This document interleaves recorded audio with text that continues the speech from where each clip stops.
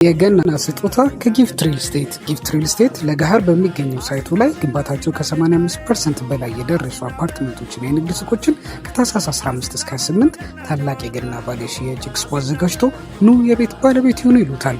ለገሃር የሚገኘው ኮምፓውንዳችን በውስጡ ትምህርት ቤት፣ የስፖርት ማዘውተሪያ፣ የጤና ተቋማት 23000 ግሬን ኤሪያ የያዘ ሲሆን ከ20 እስከ 25% የባህል ቅናሽ እና ከ600,000 ብር ወይም 5% ቅድመ ክፍያ ጀምሮ ከባለ 1 መኝታ 65 ካሬ እስከ ባለ 3 መኝታ 163 ካሬ እንደ ምርጫው ከ55-45 የባንክ አማራጭ ጋር አዘጋጅተናል። ታዲያ ፈጥኖ በመምጣት የዚህ በዓል ታላቅ ዲስካውንት ተጠቃሚ በመሆን የቤት ህልሞን እውን ያድርጉ። ለበለጠ መረጃ ከታች ባለው ስልክ ይደውሉ። መልካም የገና በዓል ይሁንልዎት። ጊፍት ሪል ስቴት። ደብረጽዮን በቆፈሩት ጉድጓድ ውስጥ ገቡ። በመላው ትግራይ መሬት አንቀጥቅጥ የተቃውሞ ሰልፍ ተጠራ። ጸጥታ ኃይሉ በተጠንቀቅ እንዲቆም ታዟል። የኤርትራ ጦር በአራት አቅጣጫ ትንኮሳ ጀመረ። የሻዕቢያ መንግስት በአፋር በኩል በአራት አቅጣጫዎች ሰብሮ መግባቱ ተሰምቷል። የአፋር ክልል ጸጥታ ቢሮ ለፌዴራል መንግስት አስቸኳይ ድጋፍ ጥሪ አቅርበዋል። አሜሪካና ኢትዮጵያ የቢሊዮን ዶላር ስምምነት ተፈራረሙ።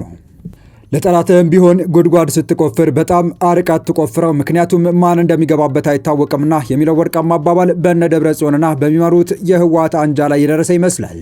የህጸጹን ረሃብ ሰበብ አድርጎ የፌዴራል መንግስቱን አጣብቂኝ ውስጥ ለማስገባት ያሰበው ህወሓት ባላሰበው ጉድጓድ ውስጥ መግባት የተሰማ ሲሆን በመላው ትግራይ ትልቅ ህዝባዊ ተቃውሞ እንዲደረግ ጥሪ መታለፉ ተሰምቷል።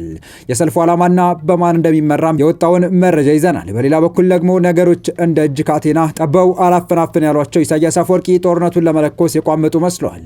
ፕሬዚዳንቱ ሰራዊታቸው በአፋር በኩል ድንበር ጥሶ እንዲገባና ትንኮሳ እንዲፈጽም ማዛቸው የተሰማ ሲሆን ኢትዮጵያና ኤርትራን የሚያዋስነው የአፋር ክልል ግጭት መቀስቀሱም ተሰምቷል።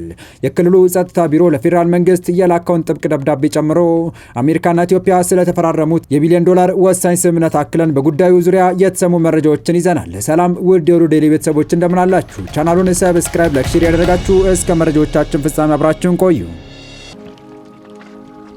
በመጀመሪያም በትግራይ ተቃውሞ ሰልፍ ተጠርቷል። ሰልፉ በመላ ክልሉ እንደሚካሄድ ተሰምቷል። በትግራይ የተጠራው ተቃውሞ ሰልፍ ከፌዴራል መንግስት ውሳኔ ጋር የተያያዘ ነው። በትግራይ ክልል ሁሉም ከተሞች በተመሳሳይ ሰዓት ሰልፍ ለማካሄድ ቀጠሮ መያዙን የተገለጸው ለጠላትም ቢሆን ጉድጓድ ስትቆፍር በጣም አርቃት ትቆፍረው፣ ምክንያቱም ማን እንደሚገባበት አይታወቅምና የሚለው ወርቃማ አባባል በነ ደብረጽዮንና በሚመሩት የህወሓት አንጃ ላይ የደረሰ ይመስላል። የህጻጹን ረሃብ ሰበብ አድርጎ የፌዴራል መንግስቱን አጣብቂኝ ውስጥ ለማስገባት ያሰበው ህወሓት ባላሰበው ጉድጓድ ውስጥ መግባቱ የተሰማ ሲሆን በመላው ትግራይ ትልቅ ህዝባዊ ተቃውሞ እንዲደረግ ጥሪ መተላለፉም ተሰምቷል።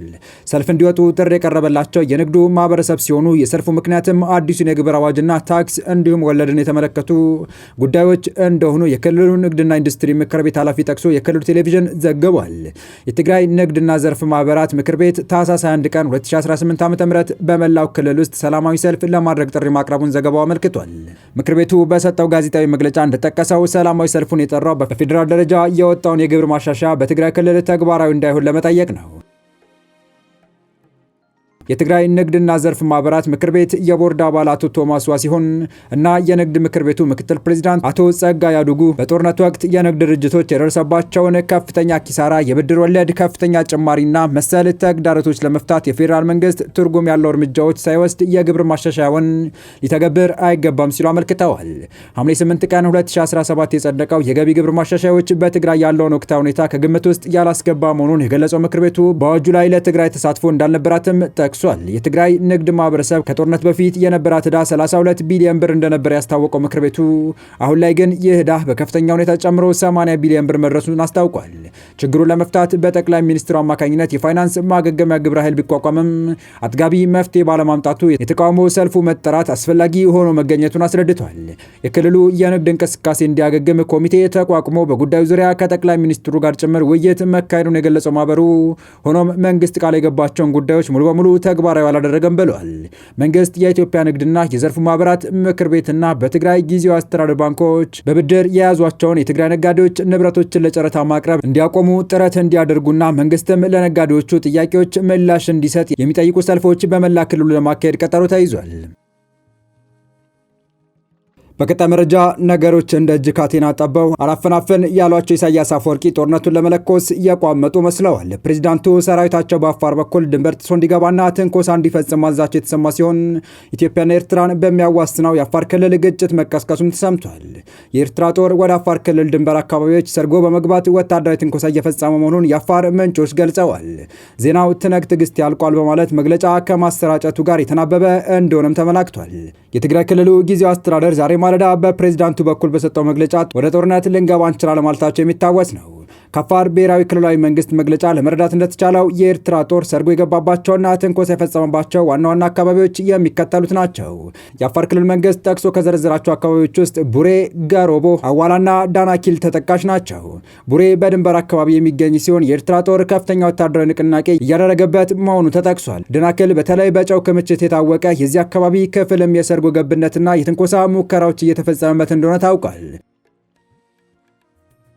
ጋራቦና አዋላ እነዚህም አካባቢዎች በኤርትራ ጦር ወረራና ትንኮሳ እየተፈጸመባቸው መሆኑን ክልሉ በመግለጫው ዘርዝሯል። የአፋር ክልል መንግስት በመግለጫው የገለጸው የኤርትራ ወታደሮች በአካባቢው ሰላማዊ ዜጎችን በማወክና የክልሉ ሉዓላዊነት በመድፈር ላይ ይገኛሉ።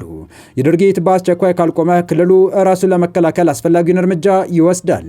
የአፋር ክልል መንግስት በዚሁ መግለጫው የኤርትራ መንግስት ወታደሮችን ከክልሉ ድንበር አካባቢዎች በአስቸኳይ እንዲያስወጣ ጥሪ አቅርበዋል። እንዲሁም የፌዴራል መንግስት ጉዳዩን በቅርበት ተመልክቶ ዘላቂ መፍትሄ እንዲሰጥ አሳስቧል።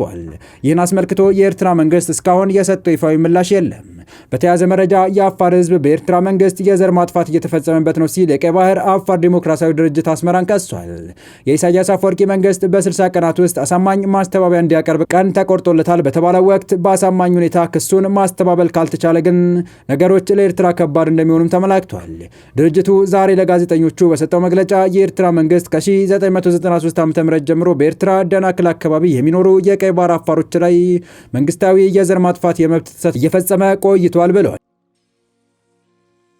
የድርጅቱ ሊቀመንበር ኢብራሂም ሃሩን በመግለጫው እንደተናገሩት የኤርትራ መንግስት በአፋሮች ላይ ከህግና ከፍርድ ውጪ ግድያዎችና ዘር ተኮር ጭፍጨፋ፣ ያለ ፍርድ ማሰርና ማሰቃየት፣ መሰወር፣ የግዳጅ ወታደራዊ ምልመላ፣ በግዳጅ ማፈናቀል እየፈጸመ መሆኑን ጠቅሷል። በቋንቋችን እንዳንማር በመከልከል መስጊዶችን በመዝጋትና የቁርአን ትምህርትን በመከልከል የቀይ ባህር አፋር ህዝብን ባህልና ማንነት በማጥፋት ላይ መሆኑንም ተናግሯል። ከቀይ ባህር አሳ ማጥመድ መከልከልን ጨምሮ ኢኮኖሚያዊ መብቶችን በመጣስ የህልውና አደጋ ውስጥ አስገብቶናል ሲሉም የድርጅቱ ሊቀመንበር ኢብራሂም ሃሩን አስረድተዋል። በዚህ ምክንያት በርካታ የቀይ ባህር አፋሮች ከመኖራቸው ተፈናቅለው እየተሰደዱ መሆኑን ጠቅሰዋል። የኤርትራ መንግስት ዓላማ የቀይ ባህር አፋሮችን ከቀይ ባህር ማስለቀቅ መሆኑንም ሊቀመንበሩ ተናግረዋል። ድርጅቱ የኤርትራ መንግስት በኤርትራ አፋሮች ላይ እያደረሰ ያለውን የሰብአዊ መብት ጥሰት የተመለከተ ክስ ለአፍሪካ የሰብአዊና ህዝባዊ መብቶች ኮሚሽን ማቅረቡን ገልጿል። በመጨረሻም አሜሪካና ኢትዮጵያ የቢሊዮን ዶላር ወሳኝ ስምምነት ተፈራርመዋል። የ1.6 ቢሊዮን ዶላር የጤና ትብብር ስምምነት በኢትዮጵያና አሜሪካ መካከል ተፈርሟል። የጤናውን ዘርፍ ይበልጥ ለማጠናከር የሚያግዝ የ1.6 ቢሊዮን ዶላር የትብብር ስምምነት በትላንትናው ዕለት በኢትዮጵያና በአሜሪካ መካከል ተፈርሟል። የስምምነትም ከ2026 እስከ 2030 ባሉት 5 ዓመታት የሚተገበር ሲሆን በሀገሪቱ የሚታዩ የጤና ዘርፍ ተግዳሮቶችን ለመቅረፍ ያለፈ ነው ተብሏል። ስምምነቱ በዋናነት በኤችአይቪ ኤድስ፣ በሳምባ ነቀርሳ ወይም ቲቢ እና በወባ መከላከያ ፕሮግራሞች ላይ ትኩረት እንደሚያደርግ የጤና ሚኒስቴር በመግለጫው ላይ አስታውቋል። በተጨማሪም የእናቶችና ህጻናት ጤና አገልግሎት ለማሻሻልና ድንገተኛ ወረርሽኞችን ለመከላከል የሚያስችል ዝግጅትን ለማጠናከር መታቀዱም ተገልጿል። ከጠቅላላው 1.16 ቢሊዮን ዶላር የሚሆነው በገንዘብ ድጋፍ መልክ ከአሜሪካ የሚገኝ ሲሆን ቀሪው ደግሞ በኢትዮጵያ መንግስት የሀገር ውስጥ የጤና ፋይናንስ እቅድ አማካኝነት እንደሚሸፈን ተጠቅሷል። የገንዘብ ድጋፉ ስምምነት የተፈረመው በኢትዮጵያ የሚንቀሳቀሱ ሰብአዊ ረድኤት ድርጅቶች ከፍተኛ የገንዘብ እጥረት እንዳጋጠማቸው እየገለጹ ባሉበት ወቅት ነው። የተባበሩት ሀገሮች የህፃናት መርጃ ድርጅት ዩኒሴፍ በዚህ ዓመት ብቻ ከ2.4 ሚሊዮን በላይ የወባ ታማሚዎች መመዝገባቸውን ጠቅሶ በሚሊዮን የሚቆጠሩ እናቶችና ህጻናት ለአደጋ መጋለጣቸውን አስታውቋል። በተመሳሳይ የዓለም የምግብ ፕሮግራም WFP ተጨማሪ የገንዘብ ድጋፍ ካልተገኘ ስራው ሊቋረጥ የሚችልበት ደረጃ ላይ መድረሱን ገልጿል።